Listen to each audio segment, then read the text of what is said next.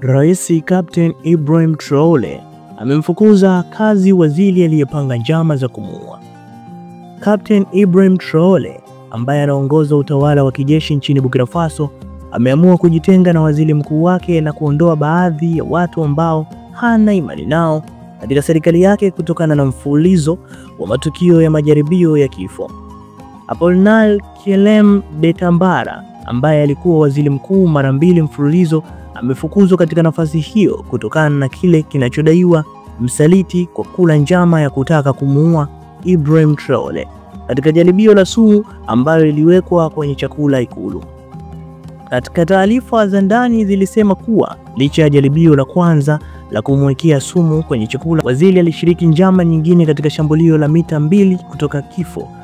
Cha ajabu, licha ya kutambua Ibrahim Traore hakutaka kuweka wazi sababu iliyomfanya amtumbue, kwa sababu endapo angesema kuwa waziri mkuu amehusika katika jaribio la kumuua Traore, basi raia wangezua taharuki na maisha ya waziri yangekuwa hatarini, jambo ambalo hakutaka litokee kwa haraka.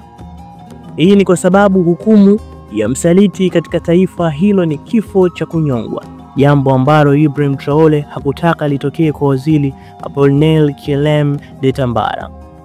Captain Ibrahim Traore ambaye anaongoza utawala wa kijeshi nchini Burkina Faso alisema kwamba kumuondoa madarakani waziri huyo ni jambo la busara zaidi, kwani hafikiri kufanya kibaya dhidi yake ili kuepusha sintofahamu.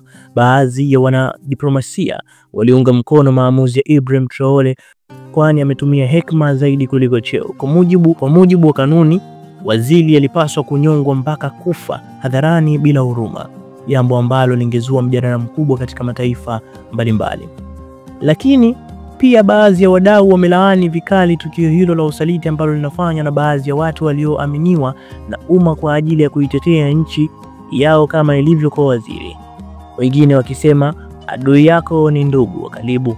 Waziri mwenye zamana na kuungana na rais leo hii anafanya usaliti kwa ajili ya kumuua mwenzio kwa tamaa ya uchu wa madaraka na ushawishi kutoka nchi za mbali, jambo ambalo halipaswi kufanyika hata mara moja.